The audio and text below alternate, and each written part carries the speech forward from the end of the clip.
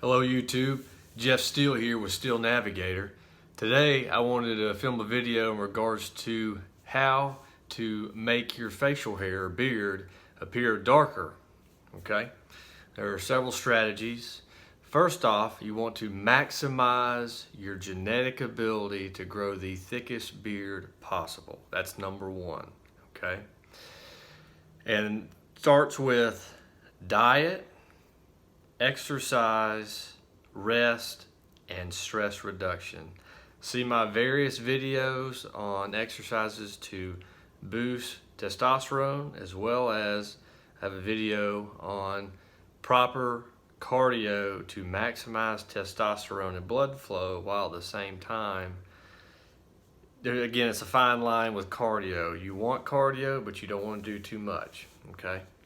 So see my video on that. And the diet is super critical, getting the right amount of proteins and fats, okay, and eating super clean, very, very critical. And as far as rest, that is 7 to 9 hours of sleep every night, okay? I have a video on sleep, please watch that. One interesting thing about sleep, you cannot bank sleep. You can't say, okay, I'm gonna sleep 5 hours Monday through Friday, and then I'll sleep 10 or 15 Saturday and Sunday. It's not how it works. You need to get 7 to 9 hours every night.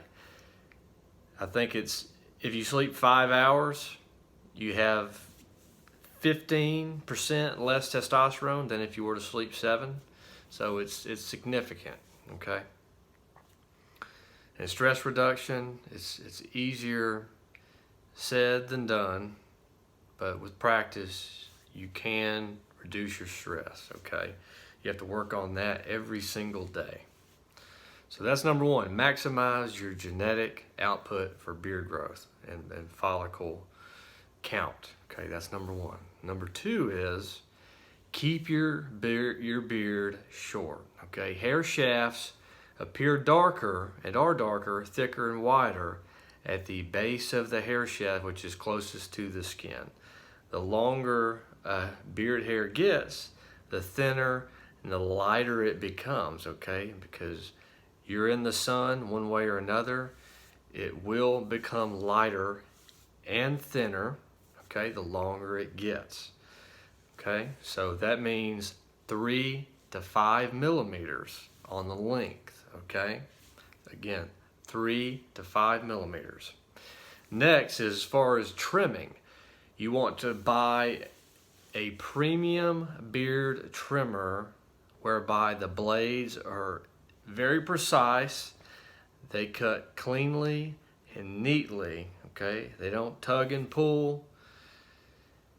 So you're gonna wanna get, I'd say, a beard trimmer at least in the $40 to $50 price range, okay? And usually that's where the good beard trimmers start at, all right? You get what you pay for in that regard. And next is to trim it regularly to maintain that length, that not just a clean short length, but an even length, okay? You're gonna need to trim every 2 to 3 days to maintain that particular length, all right? Next is you want to comb and brush regularly, but delicately, all right?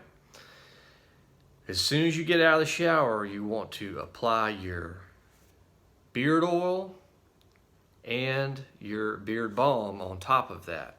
That's gonna lock in moisture. The more moisturized your beard is, the darker it will appear. Think about it, when you get out of the shower, your hair's wet, your hair looks darker than when it dries. Same scenario, when your beard will look darker when you get out of the shower.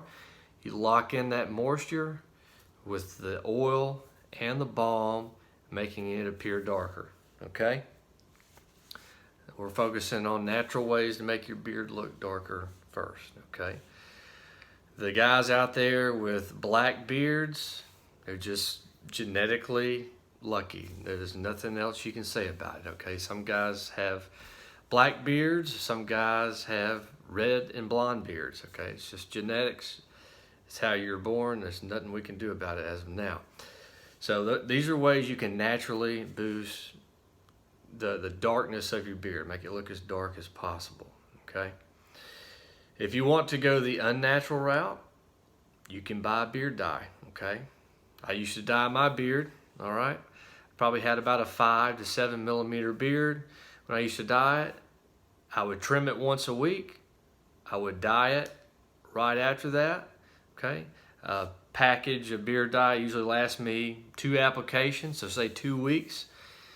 And dye it, let it sit for about 5 minutes, get in the shower, wash it out.